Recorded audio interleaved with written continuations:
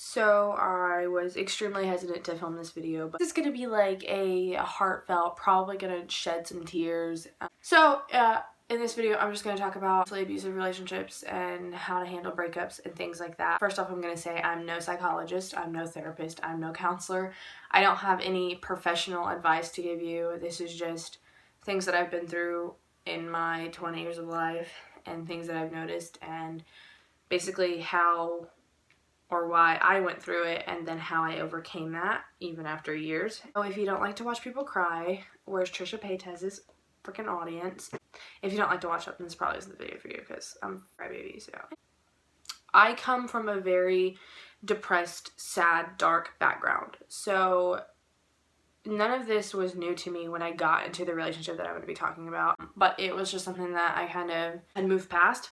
The guy that I'm talking about, he was never really featured on my channel, but in one video, have fun finding that. And it was years ago. I was 16 when I got with him, and we were on and off until 2017.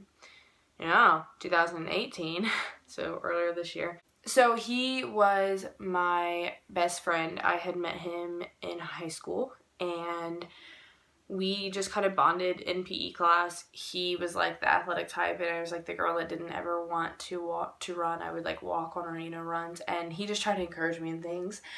Anyway, I kind of liked him, but I ended up leaving school that year because I had Drew, so it was my freshman year and I ended up going home and doing online schooling. That way I could stay home with the baby.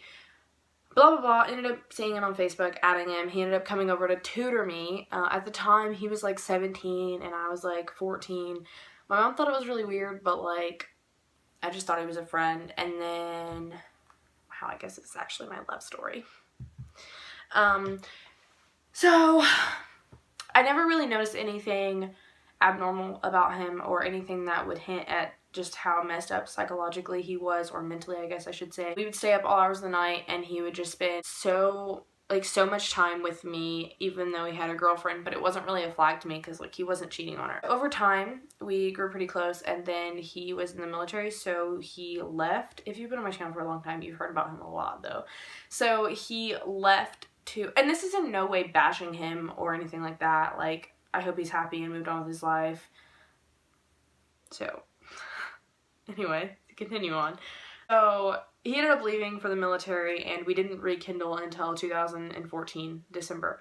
And it was basically like we started talking and it just went from there. So the relationship got really serious really fast. He wanted me with him a lot, which I wanted to be with him a lot, but he was putting in so much effort into me. Like he had went to Christmas dinner with my family and he would pick up Drew and I every single day to spend time with us, and he brought me roses and dropped them off outside of my apartment door. Just so like perfect in my eyes. At this time I was 16.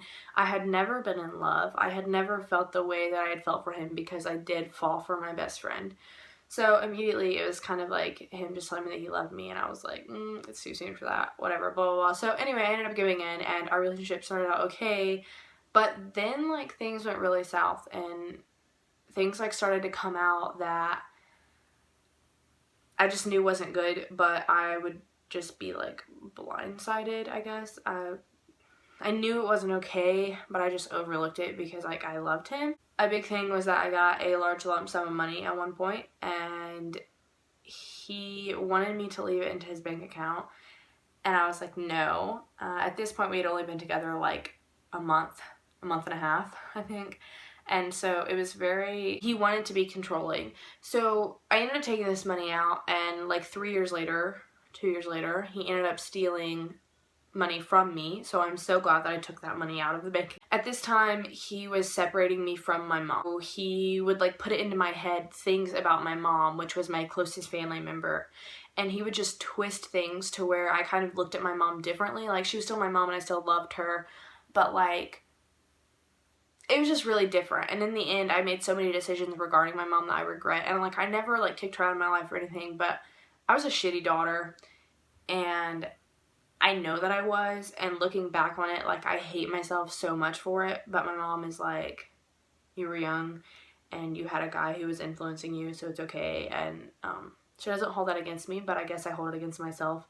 So one of the very first things was just him turning me against my own family because he wanted me to not have anyone to run to. And it worked for a really long time. I lived with him. It was just, yeah, that was just one of the very first things, and I was foolish. And that's how a lot of girls end up in these relationships where they get stuck, is because they do let the man separate them from their family and their friends. And I will never let that happen again. I was never stuck because my family was always there to go back to, because I never let him like sever every tie with them.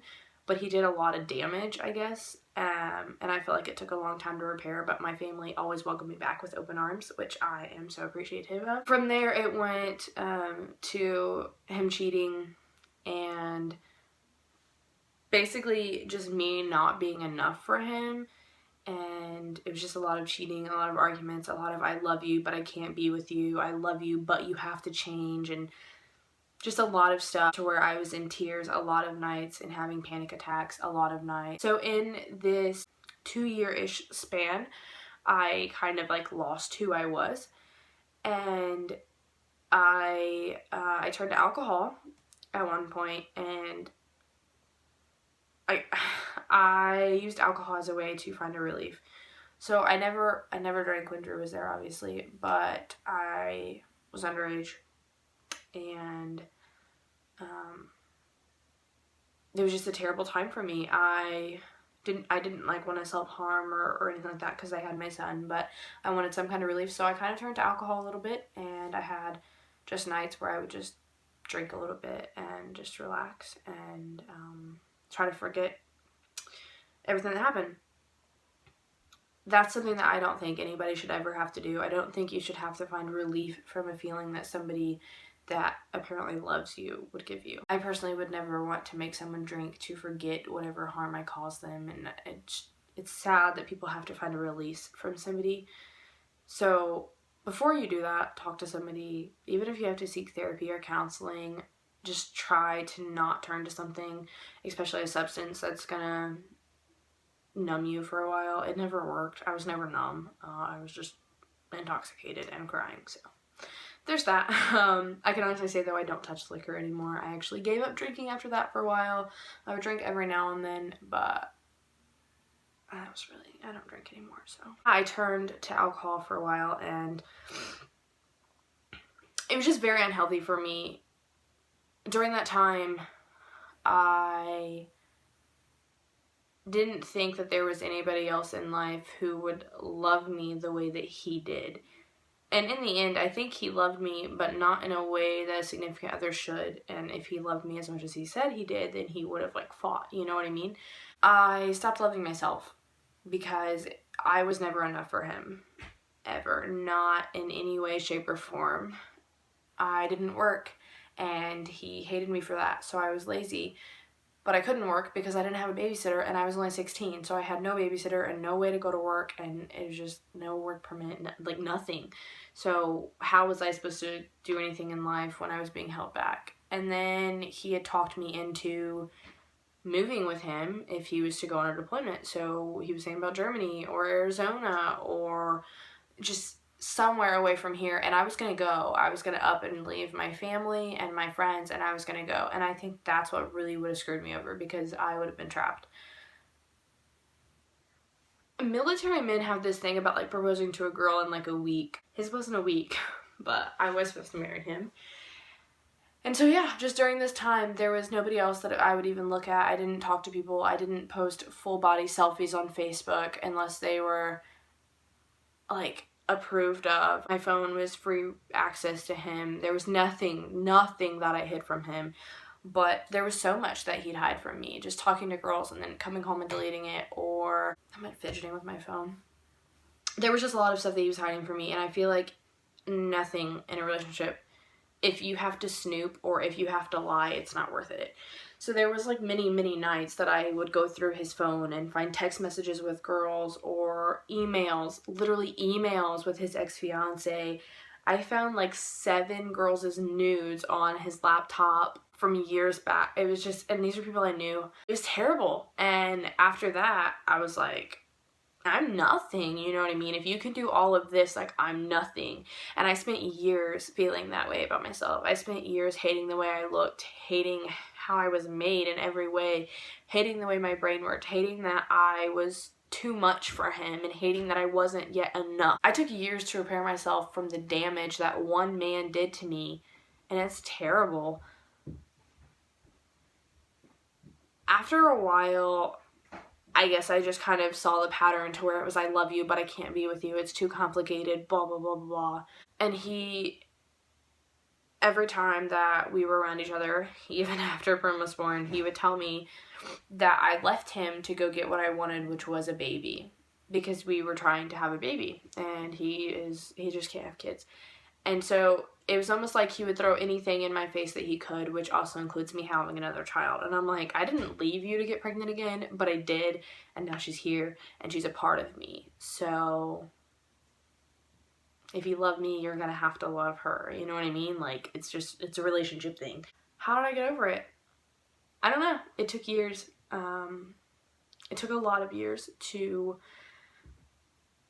become who I needed to be and who I wanted to be. It started off with excluding him from my life and making sure that whatever he said and whatever he did, he didn't have an impact on me anymore, because I'm in charge of how I feel, not somebody else. So it started off with that, and then it started off with having good people in my life, people that would help me overcome this and would understand and talk to me if I needed it and everything, and just be there, you know, during this time. And then I would just do things to help me love me more. And I can't say that, like, I love myself. I can't say that I feel like I'm a goddess, but I don't hate myself anymore. And I don't look at myself as nothing anymore. And everything that he said to me over the years and everything that he did to me over the years is nothing to me anymore. I'm so happy that I walked away when I did, because 4 years later, and I don't miss him. I don't miss anything that we had. The memories that we had are memories, and just that. I'm okay. You know what I mean? Like, I'm happy in life right now. And life gets hard, you know what I mean? Like, there is some struggles that I go through, and I've had some boy troubles. I've had days where I wish that I could go back to that bliss of what I felt like when I was with him, and I've had heartbreak since then, but I'm a better me now than I was 2 years ago when I was still suffering from the pain of him.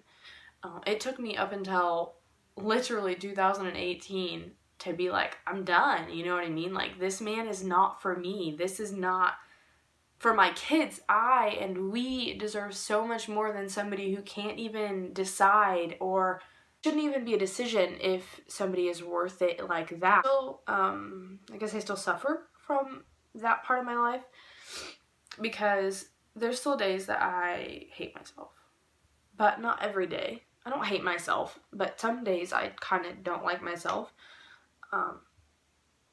In every situation I face in life, I always feel like I'm not enough, but I am, so quit, you know what I mean? I still battle mentally over one person who did so much damage to me that I was changed forever. I used to be a girl that was 16 and loved to get out of the house and have friends and have a life and do things. And I used to have crushes on boys, and I'm not her anymore.